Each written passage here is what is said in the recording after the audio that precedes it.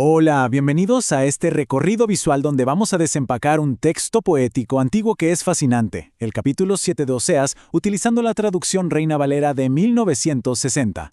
Hoy nos sumergiremos en sus metáforas históricas y literarias, y bueno, lo haremos manteniendo una postura súper imparcial, enfocándonos en esa brillante estructura que tiene para describir la decadencia sociopolítica. Es un recorrido verdaderamente revelador, así que ¡arranquemos!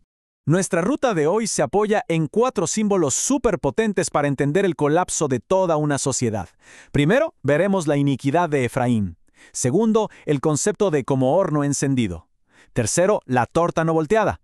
Cuarto, la paloma incauta. Y para cerrar, el arco engañoso. Así de simple. Número 1. La iniquidad de Efraín o cómo preparar el escenario para la decadencia.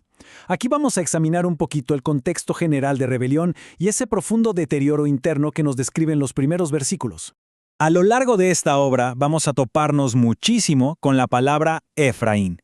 Y a ver, Efraín funciona aquí como una sinécdoque. Básicamente es una figura literaria que usa una parte para representar el todo.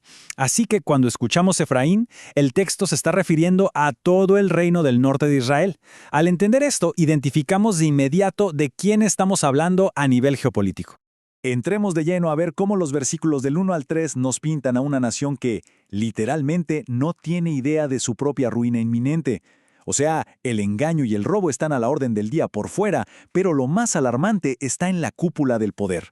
Como leemos aquí, con su maldad alegran al rey y a los príncipes con sus mentiras.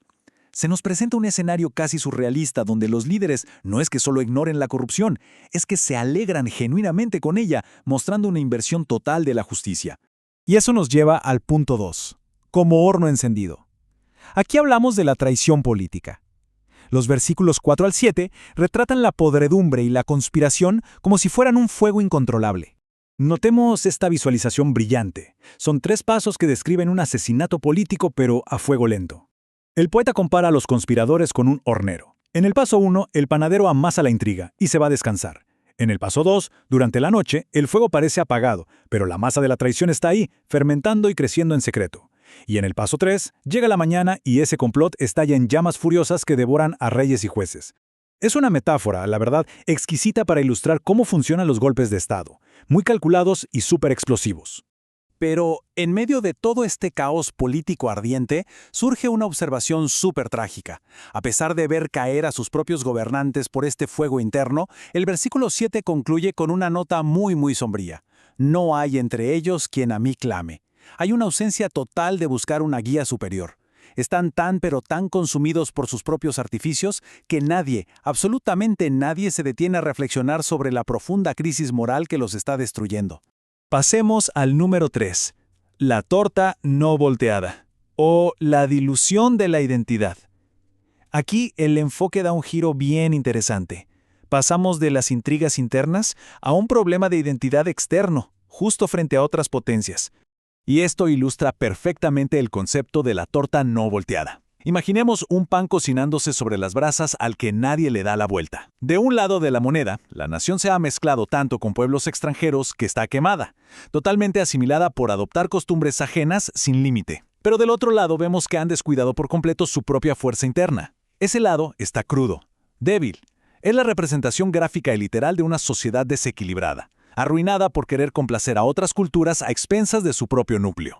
Y lo más triste de toda esta etapa es la tremenda ignorancia de la nación sobre su propio estado, detallado en los versículos 9 y 10. Aquí vemos una lista de cosas que gritan envejecimiento y debilidad. Extraños devoraron su fuerza y se ha llenado de canas, que es el símbolo clásico del declive.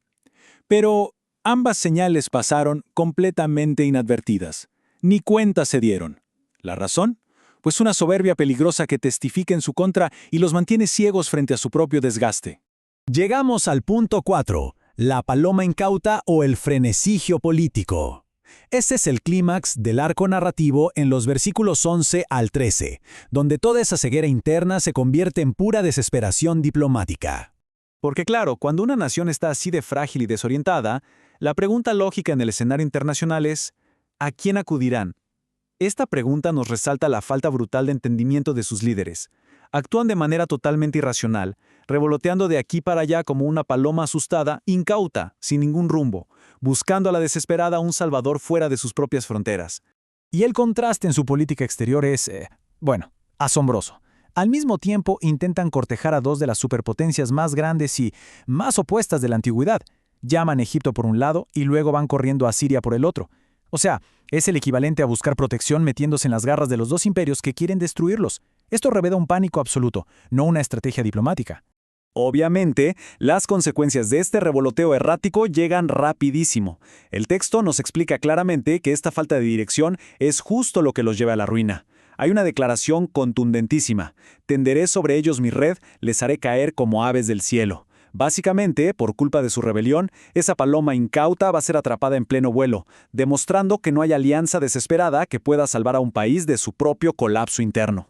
Y así llegamos al número 5, el arco engañoso, o cómo fallar el blanco.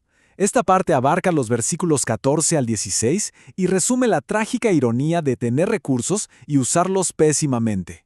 Aquí vemos el detalle de estas acciones equivocadas. El pueblo grita sobre sus camas, sí, pero no con sinceridad desde el corazón.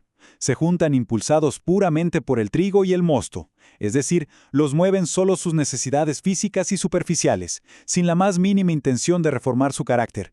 Y lo que es peor, mientras reciben enseñanza y se fortalecen sus brazos para el futuro, agarran toda esa fuerza y la usan para planear el mal contra quien los fortaleció. El punto clave de todo esto aterriza en una metáfora final fuertísima. El texto dice que se convirtieron en un arco engañoso. Pensemos en un arma que tiene tensión, que parece listísima para la batalla, pero tiene un defecto estructural. Y la verdad es que no importa qué tan buena sea la flecha o qué tan fuerte sea el arquero, un arco defectuoso siempre va a fallar el blanco. Es la imagen perfecta de una nación que, teniendo todas las herramientas para sobrevivir, invariablemente apunta al objetivo incorrecto. El desenlace de esta mala dirección es inevitable. El texto señala que debido a la soberbia de su lengua y a que fueron incapaces de corregir el rumbo, sus príncipes y líderes caen finalmente a espada. Y todo este proceso termina convirtiéndolos en la burla, en el escarnio, allá en la tierra de Egipto. Sí, qué ironía, exactamente el mismo lugar al que habían ido frenéticamente a buscar seguridad. Para ir cerrando esta exploración, nos queda una pregunta que de verdad invita a la reflexión. ¿Qué pasa cuando toda una sociedad tiene las herramientas para sobrevivir, pero su arco está torcido, apuntando a los lugares equivocados y viviendo en total ceguera ante su propia decadencia? La verdad es que estos símbolos antiguos, el horno encendido, la torta a medio hacer, la paloma desorientada y el arco defectuoso, resuenan con una fuerza increíble hoy en día. Nos obligan a reflexionar sobre los peligros universales de la confianza mal depositada y de la falta de autoconciencia. Esperamos que este recorrido haya despertado muchísima curiosidad para seguir estudiando la riqueza y profundidad de este texto. Muchas gracias por acompañarnos.